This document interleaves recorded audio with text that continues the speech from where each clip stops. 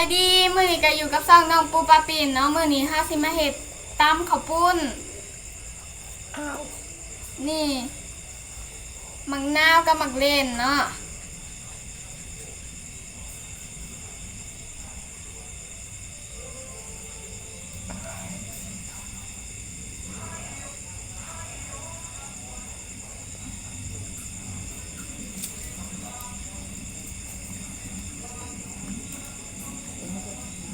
เอากระสีใส่มักเล่นเนาะ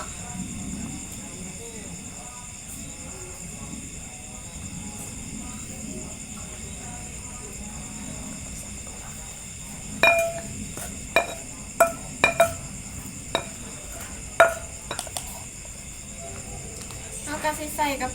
ปี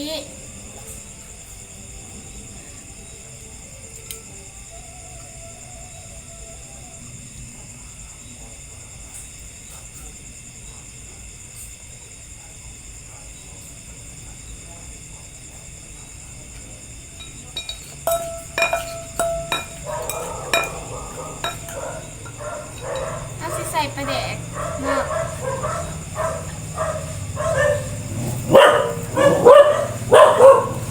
เขาก็สิใส่ปลาแดก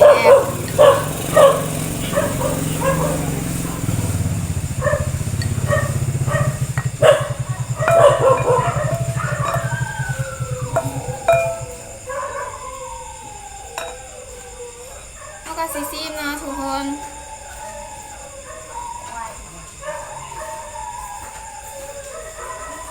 แซ่บ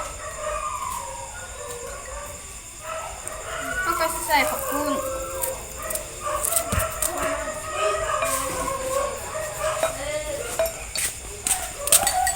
เขาก็ใส่ลูกชิ้นเนาะ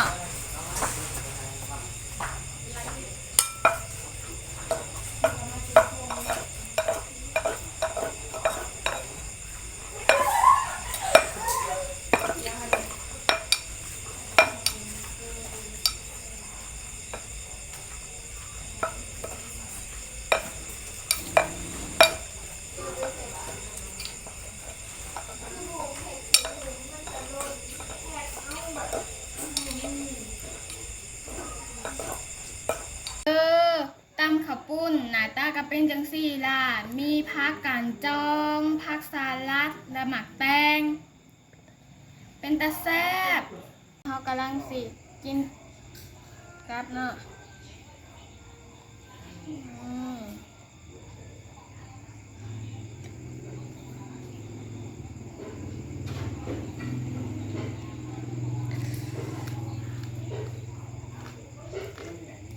ลืมกดไลค์กดแชร์กด Subscribe น้ำเด้อนี่